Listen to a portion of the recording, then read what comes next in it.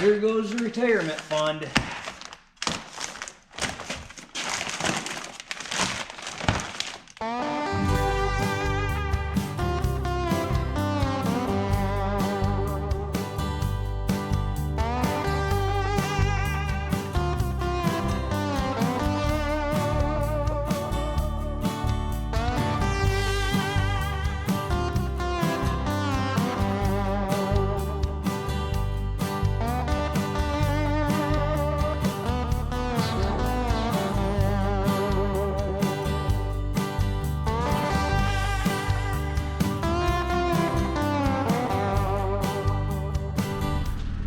Alright there YouTube, welcome back to the channel. Another video on Old Red, our project 1983 Peterbilt 359.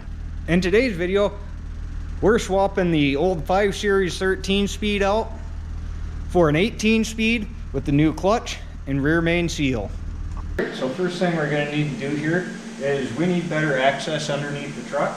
So we're going to take this step toolbox off. Then once that's out of the way, we're going to get the exhaust wipe pipe and some of that stuff out of the way, get better access to the transmission.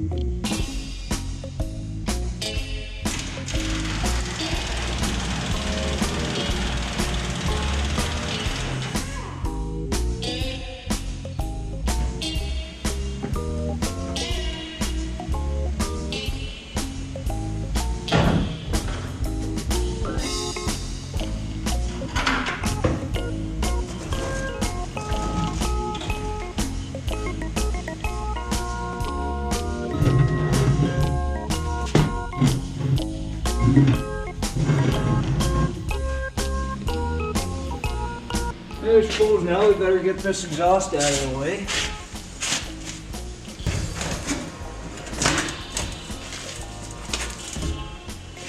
This is not a job I particularly enjoy doing, so I've been basically putting this off about as long as I possibly can. I already had all my clamps loose on the exhaust here because I knew I was going to have to be doing this. So I never did clamp this exhaust together when I put it on.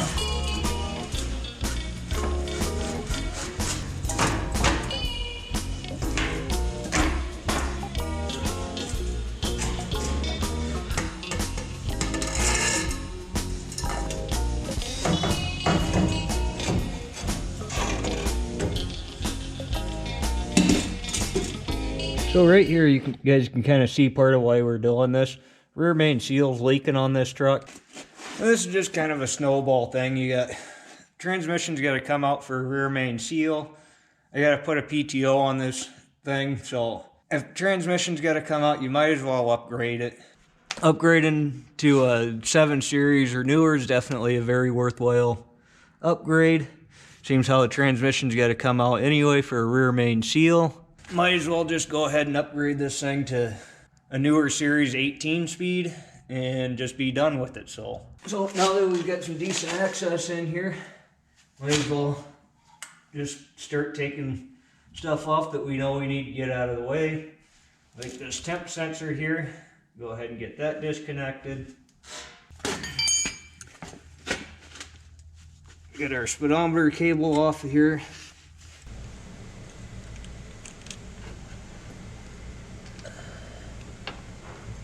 Alright, so I suppose before we get too carried away taking everything apart here, let's go ahead and get the oil drained out of this thing. Now, you really don't have to drain the oil out to drop it. Yeah.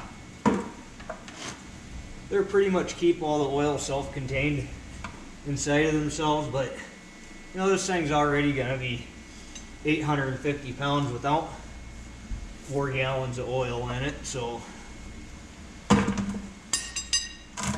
I like to drain them before I pull them. See, that oil's a little dark, but still got some color to it. It's not half bad. Alright, so I suppose next thing here, let's get this U-joint out of here. One of these days, I should really buy one of those Tiger Tool U-joint pullers. Make this job a lot simpler. But you can just beat these things out with the hammer too. Just gotta get mad at it. Actually, I expected that to fight me. Alright, then we go around the other side here.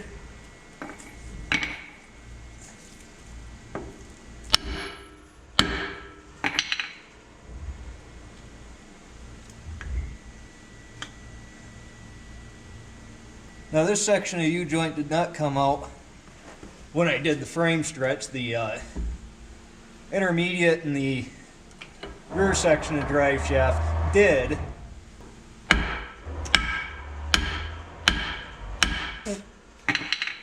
But this section is still original to the truck.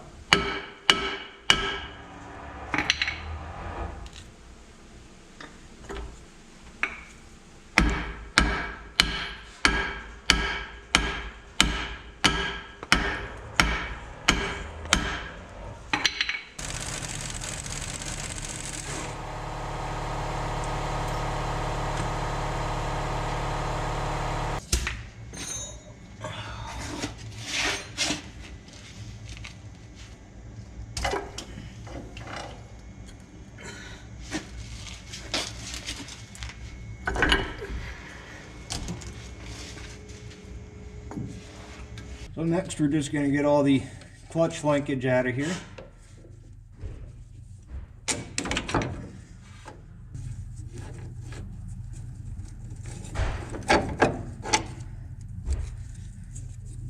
Just put your bolts and your nuts back on so that you don't lose them.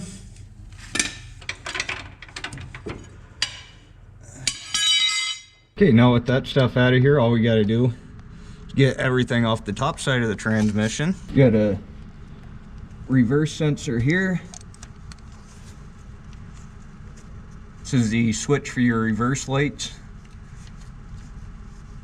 You got two wires on here we got to take off.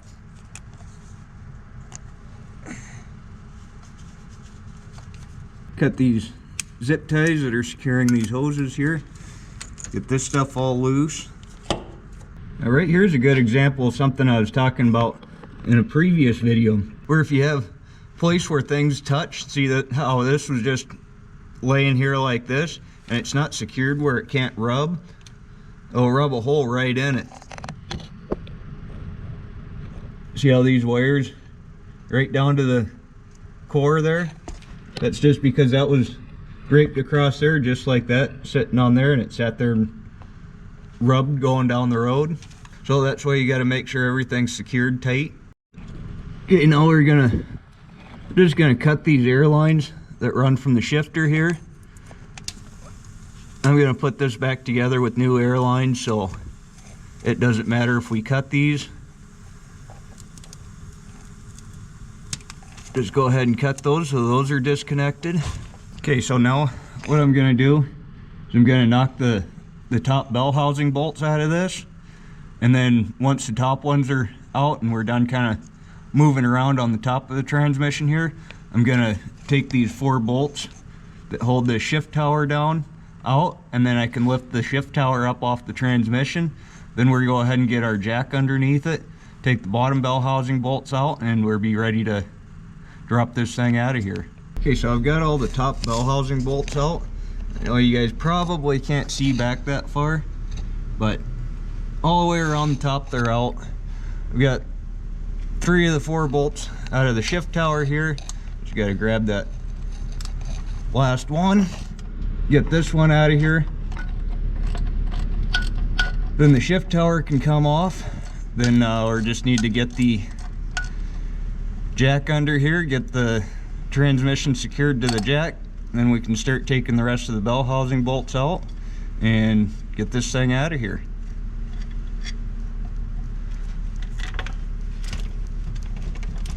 Alright, so I've got my training jack under here. It's secured, it's strapped down to the training jack. Got all my bell housing bolts out except for these last 3. Basically, I wanted to make sure that the last bolt that I take out is the most accessible, where I'm not going to be anywhere underneath this thing, and if for some reason this thing were to slide out and fall, I'm not going to be anywhere near underneath it. So all the way around the top, around the other side where I've got less access is all loose. And then we're just going to zip these last 3 out and we should be able to slide this on out of here.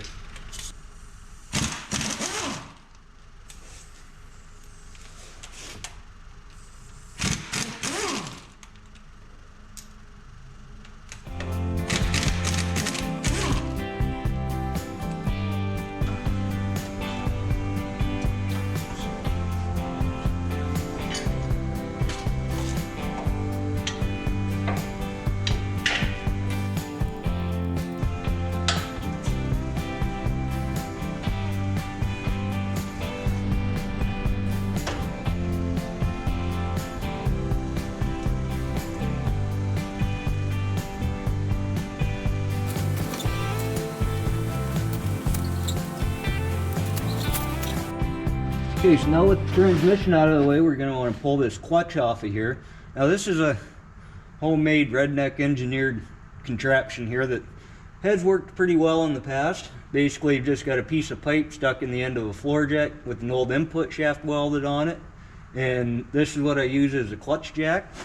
You don't want to underestimate the weight of these clutches. They can be 150, 200 pounds, so definitely good to use something to help you with this. But basically we're just gonna take the bolts out.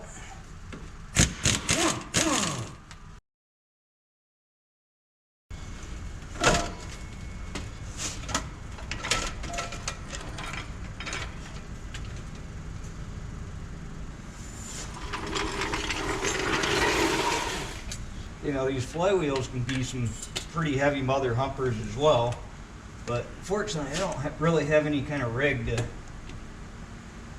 help hold these, but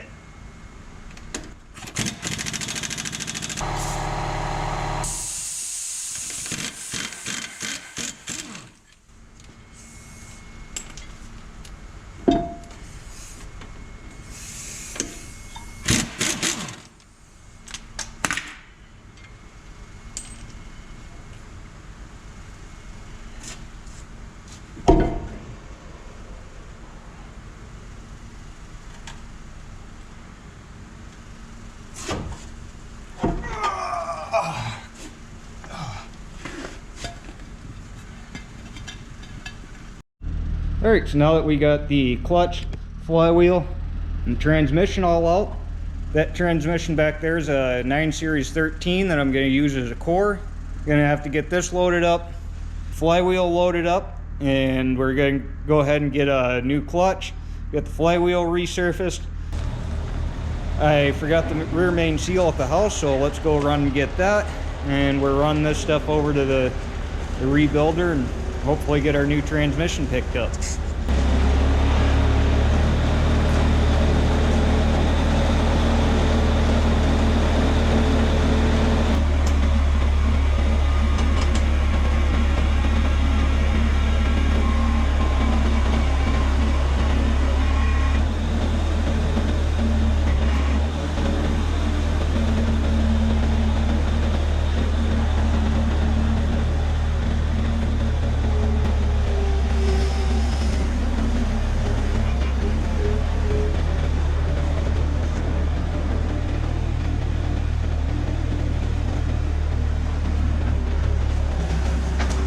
Okay, so we got all of our parts ordered to get the tranny put back in.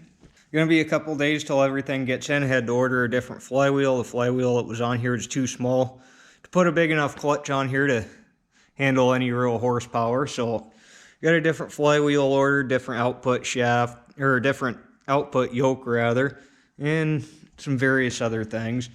I got my new rear main seal ready to go in.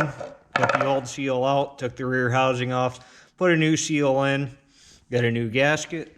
So we're gonna start getting that stuff back together. Now you're gonna wanna make sure everything's clean, clean, clean. Make sure you clean this stuff 10 times. Can't be overly clean. Make sure there's no dust or dirt or anything on any of this. You're gonna take some of this bright stuff and put it in the corners here.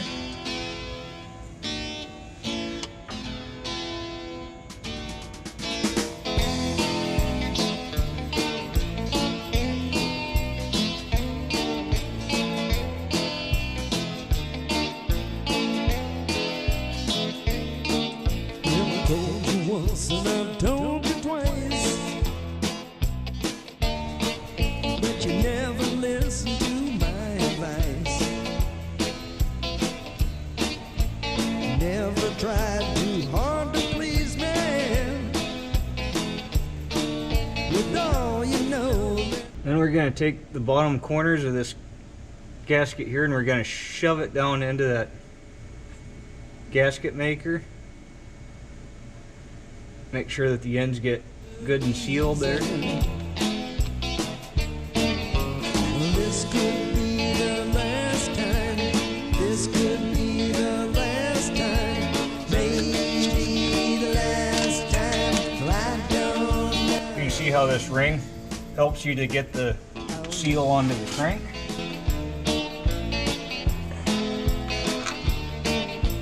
Sorry, girl, but I can't stay. Knowing that I feel this way. And after you run everything down finger tight, fold it up, go ahead and torque everything to spec. I guess I'll feel this way tomorrow. And hopefully that's the last we have to worry about any leaks back here. Alright, so it's actually almost a week later here now, but we're finally going to get started getting this thing bolted back. Got our new flywheel here. Now you'll notice the old one that came out was a dished flywheel. It had, I think it was a 14-inch clutch surface, so it would have been, you know, clutch surface would have ended about here. This is a 15.5-inch clutch.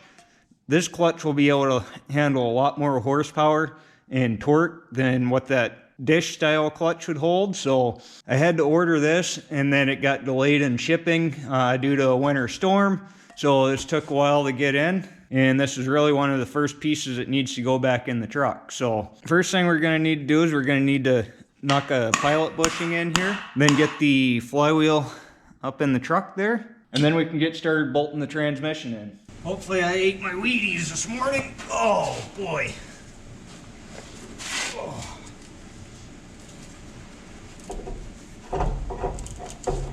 Oh.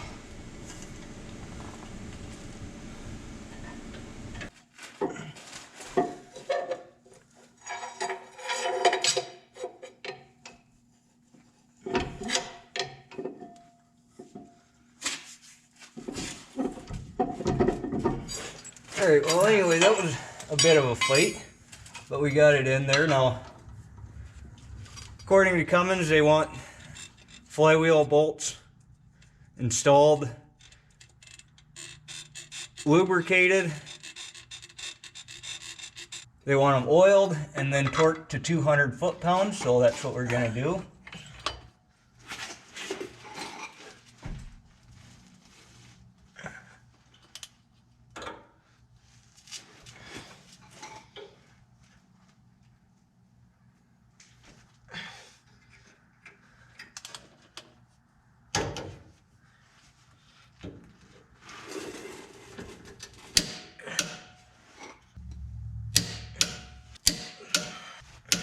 Yeah, I just wanted to check the flywheel starter engagement there, make sure that's all good. Seems how we are going to a different flywheel.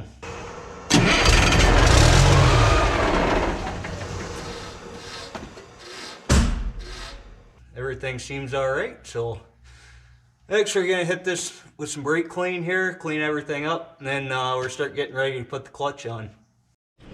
Alright, so we've got my new clutch here. You'll notice that I went with a 2050 torque rated clutch.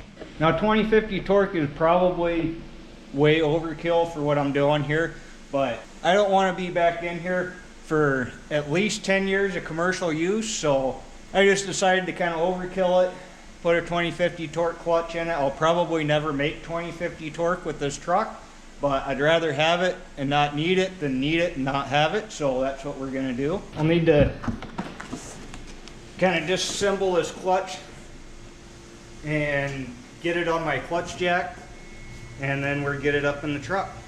Now, these discs and everything are designed to face a certain way, so you want to keep that in mind. So you've got an intermediate plate here, and then another clutch disc,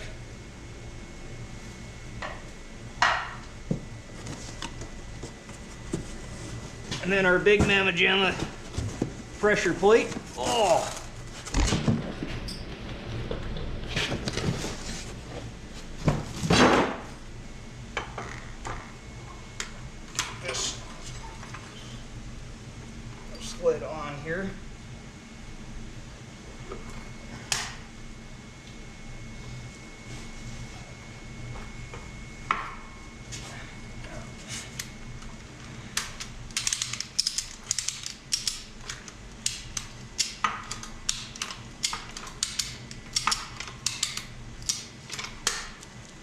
Hey, and you notice this particular clutch is labeled what directions these face and where they go. So it says rear disc, the pressure plate side. We'll go ahead and slide this guy on here.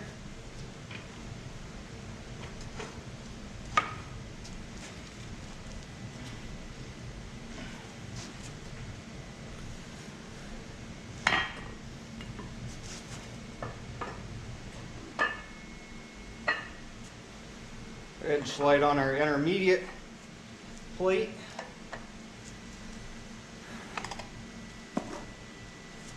Then front disc flywheel side, put that on there. Alright, so now all of the bolts are just lightly drawing the pressure plate all the way up to the flywheel. Double check, make sure that we can still slide in and out freely. And then we're gonna go ahead and we're torque all of these. All right, so I'm gonna torque these to 55 foot-pounds in a crisscross fashion.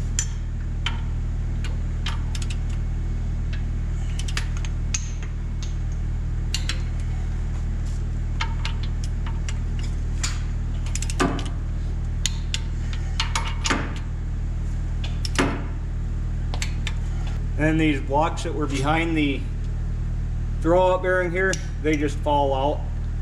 They don't need to stay in there. Those are just to help slightly depress the pressure plate so it makes it easier to install. Once it's bolted in, these should just fall out of here. Well, here goes the retirement fund.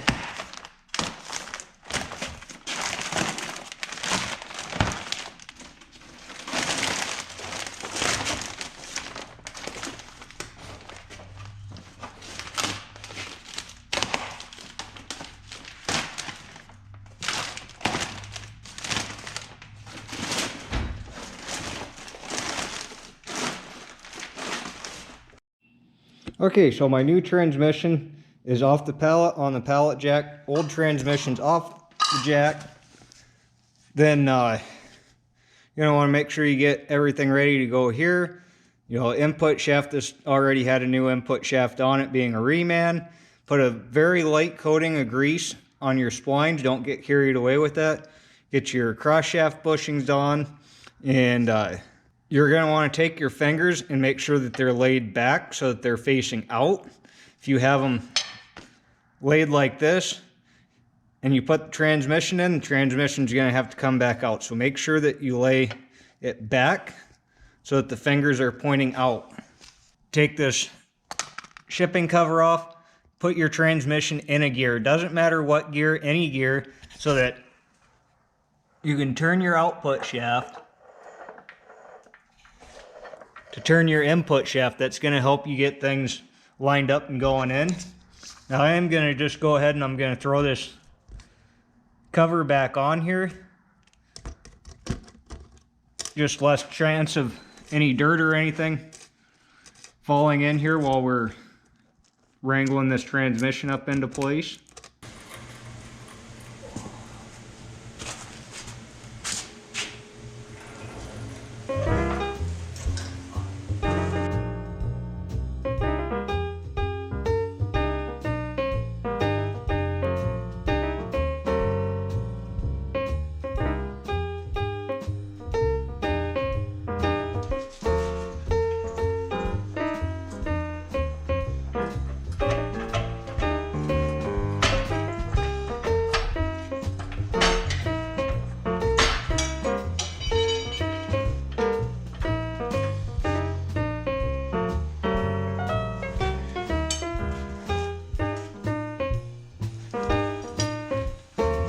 Alright, so I did finally get this thing mated up.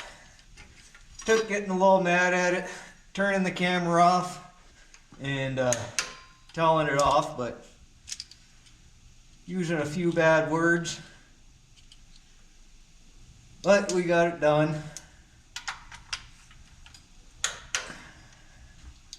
Going ahead and getting the bell housing bolts all torqued.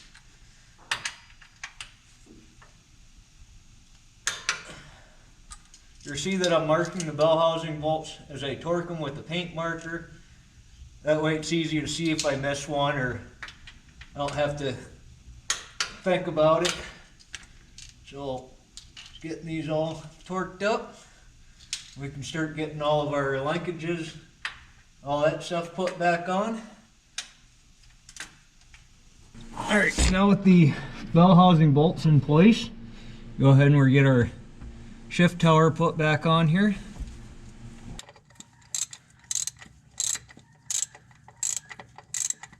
Okay, so we're putting our linkage back together here and getting this all set up. On this particular clutch, the clutch adjustment is preset from the factory, and the instructions say do not adjust the clutch. I did, however, double check that the clutch is in proper adjustment. I've got a video on doing clutch adjustments. I don't know, I probably did it a year or two ago. There's a lot of good information in that video about doing clutch adjustments. If that's something you're interested in, I'd highly suggest that you watch that video. Now, typically I would say that adjusting your linkage is the wrong way to adjust a clutch.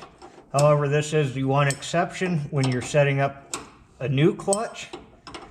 That should be the only time that you ever have to adjust the linkage. If you set it right at that point, you should never have to touch the linkage again for the life of the clutch. Unless, of course, maybe if you wear out a shift linkage bushing or something like that, but in that case you should really replace that rather than adjust your linkage. In this case, it's not too terribly surprising that the linkage did need some adjustment. There was, I put new bushings in the pedal assembly there. It's a different transmission, new clutch, so I did have to do some adjustment on the linkage. Alright, so it's the next day here now. I didn't want to get in the truck all dirtbag filthy, so called it a day, went home, took a shower, come back. We're going to need to change out the shift knob and run new air lines. Got our new 18-speed shift knob here. Now, the main difference between a 13-speed, which is what this is, and an 18-speed is on a 13-speed, you can see the range selector in the down position, your splitter is locked out. Then when you go to the high range, then you got an overdrive and a direct for every gear. So both of these transmissions are based off of a 9-speed. So you've got low, which is your first forward gear, second, third, fourth, fifth. Then you go to the high range, you got 6th, 7th, 8th, and 9th. This is 13 speeds because you have 2 splits for every high range gear. So you got 6th low, 6th high. Then 7th low, 7th high. 8th low, 8th high. 9th low, 9th high. So that ends up being a total of 13 sequential forward gears. Now the 18 speed, on the other hand, you can see with it in low range, your direct and overdrive splits are not locked out here. Now the transmissions are both the same case size. That's why we're able just to directly swap the 13 out from the 18, but there are some internal differences. So you can't just put an 18 speed shift knob on a 13 and have a 13 speed. There is some internal differences. But anyway, we need to get this shift knob off, get these air lines out, get this old boot off, and start getting our new knob on here.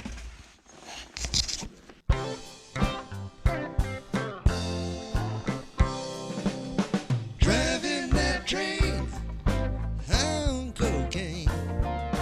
Casey Jones, you'd better watch your speed. Trouble ahead, trouble behind.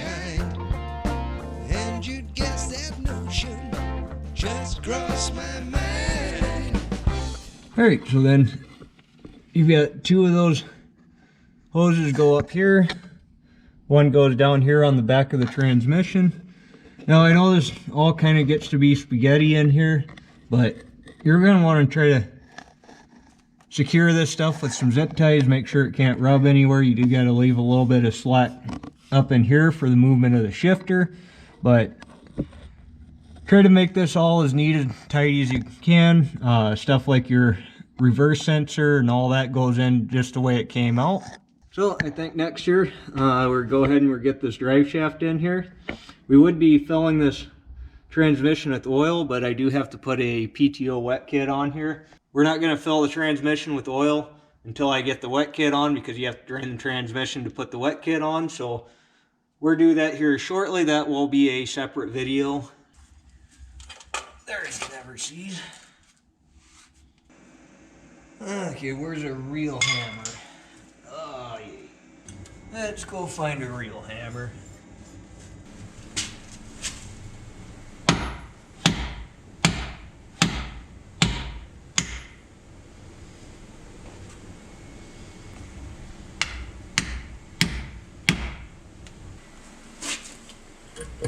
Downside.